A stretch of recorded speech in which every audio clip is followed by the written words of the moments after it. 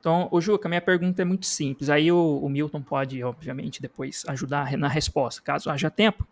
Você falou a respeito lá do gigante, do crânio do gigante, e você explicou alguma coisa lá no seu vídeo sobre a fossilização, né? E uma coisa que me chamou a atenção, na paleontologia a gente conhece alguns possíveis formas de se formar um fóssil, né? A gente tem aí mais ou menos o conhecimento de alguns desses processos. Uma coisa que me chamou a atenção é um termo que você usou chamado de plasma, né? Eu queria que você explicasse para a gente o que é esse plasma e como que se dá a fossilização. Pelo menos no caso do gigante ali. Qual foi o processo envolvido? Tem 10 segundos, vai lá. Já finalizei aqui. Show. Então, zerei aqui. Deixa eu passar aqui para o Juca responder. Juca, você tem 3 minutos para explicar esse processo de fossilização pelo plasma. 1, 2, 3, valendo. Liberando o microfone aqui, tá? O plasma é o seguinte, como a gente vive num ambiente fechado, certo? O dilúvio, houve explosões gigantescas. E na atmosfera você tem partículas elétricas. A aurora boreal é um tipo de plasma, a interação dessas partículas, por isso que você tem o nome ionosfera, feita por íons. Cinturão de Van Allen da órbita baixa e alta. Se você tem um ambiente fechado que consegue condensar gases nobres, esses gases nobres, em contato com a energia eletromagnética, essa energia que está suspensa na atmosfera, eles ionizam e passam a brilhar. Por isso que você tem a aurora boreal. A aurora boreal não é vento solar batendo em radiação eletromagnética aqui na Terra, senão a gente veria isso todo o tempo, e principalmente na linha do Equador, é onde mais bate essa incidência de raio, a gente teria que ver aí. Você vê mais isso quando o Sol se afasta do norte e se afasta do sul. O que seria o plasma? Então, na época do dilúvio, os vulcões que surgiram para rachar os continentes, se você analisar um vulcão hoje, quando ele entra em erupção, sai raios da boca do vulcão em direção ao céu.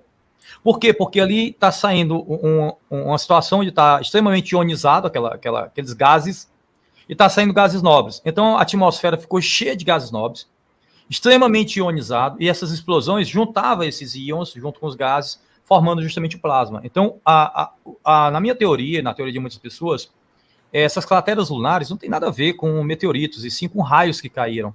Algumas crateras aqui na Terra foram criadas justamente pelo plasma, pela queda.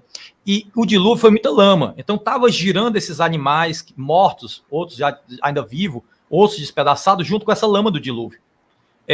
Na Austrália, você tem ondas de lama de 15 metros de altura petrificada. Uma onda de lama petrificada por causa da queda do plasma. O plasma, quando caía, ele secava toda a água que tinha na lama, secava a lama rapidamente, e secava a criatura, ou peixe, ou animal que estava dentro dessa lama, tirando toda a água do animal, e queimava a pele. Por isso que muitos animais petrificados, ou fossilizados, silicificados, estão com a pele queimada, porque o plasma queimava a pele. Mas com isso, sem a água e sem micro-organismos para decompor essas criaturas, havia a troca de sais minerais entre o organismo e o solo. E com o tempo ele ficava petrificado. Por isso que a gente fala que a petrificação, a fossilização tem que ser um processo rápido e instantâneo. Secava a água, é como você pegar frutas e secar as frutas para preservar elas mais tempo para depois comer. Frutas secas, uvas passas, seca-se para preservar. A mesma coisa acontecia, o animal estava dentro da lama, caiu o plasma, secava a lama, mas como o animal estava junto, evaporava também a água daquela criatura, e havia logo a troca de sais minerais. E com o tempo o animal ia absorvendo mais sais minerais, e por isso você está cheio de fósseis, petrificação, silicificação no mundo todo. Tempo. Vamos passar aqui agora para o Alessandro, para ele poder fazer a sua réplica. Quantos minutos eu tenho? 3 minutos. 1, 2, 3, valendo.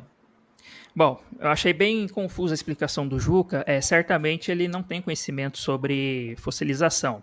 Na paleontologia, a gente tem experimentos mostrando como que uma fossilização pode ocorrer. Não temos experimentos mostrando que um fóssil se forma em um dia ou em uma semana. Obviamente, o que a gente tem são experimentos que demonstram como que os processos naturais podem alterar os restos dos organismos, formando aquilo que no futuro vamos chamar de fósseis, tá? Então, por exemplo, eu tenho vários colegas paleontólogos que trabalham com esses tipos de experimentos, e eu também trabalho nessa área e já orientei até uma aluna também fazendo experimentos com isso. Bom, no geral, os as formas, né, de se formar um fóssil, né, ocorrem pelo menos aí por 5 modos, como a gente costuma chamar, que é a permineralização. Os minerais, eles preenchem espaços vazios, né, da estrutura que está sendo preservada, como, por exemplo, ossos, né, que tem uma estrutura porosa.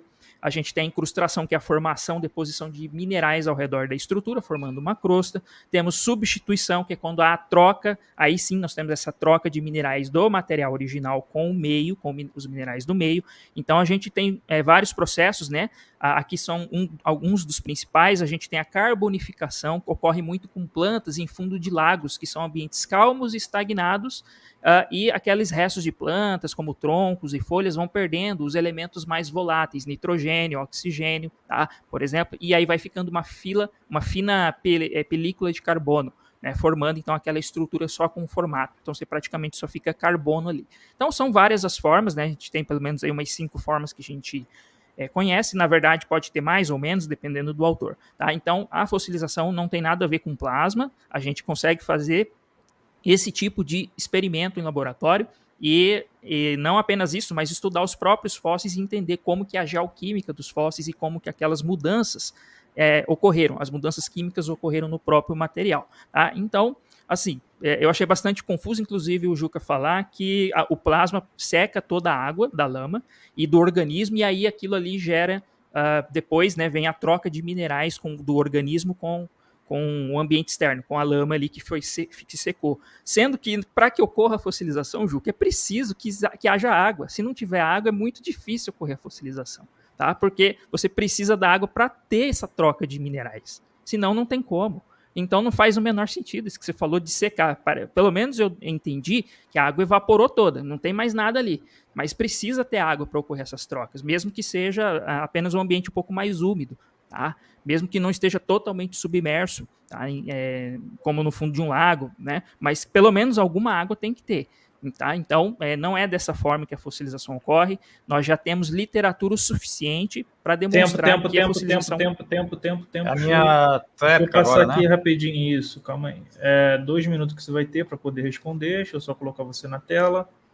Deixa eu zerar o cronômetro. 1, 2, 3, 2 minutos valendo. Tá. Eu acho que o Alessandro Oliveira não entendeu o que eu disse. Eu disse que quando o plasma caía, petrificava a lama, secava a água do animal, matava os micro-organismos que estavam na lama e no animal, que poderia decompor a matéria orgânica, e isso aconteceu no dilúvio. Depois vinha novamente a água por cima, tá? Para cobrir isso aí. Só que aquela matéria orgânica daquela região, ela estava morta, então o fóssil estava preservado, porque não tinha micro-organismos para decompor aquele peixe que tinha sido secado pelo plasma. Então, sim, depois com a água molhando novamente, a lama que tinha sido petrificada ia ficar úmida novamente e ia passar novamente a trocar sais minerais com a matéria orgânica que estava lá. Já tinha trocado uma parte, quando o plasma cai, certo? E ia trocar outra. E plasma é o quê? É justamente essa energia aquecida. Por quê? Porque ela estava acumulando na atmosfera, interagindo com os gases. Por isso que estava caindo plasma e pingando plasma, porque a quantidade de gases nobres e partículas ionizadas que eram soltadas por esses vulcões que estavam rachando os continentes, estavam aumentando cada vez mais dentro da atmosfera, que é um ambiente fechado. Por isso que choveu plasma e fez isso. A grande maioria dos fósseis do mundo todo vem do dilúvio. Isso é uma verdade absoluta.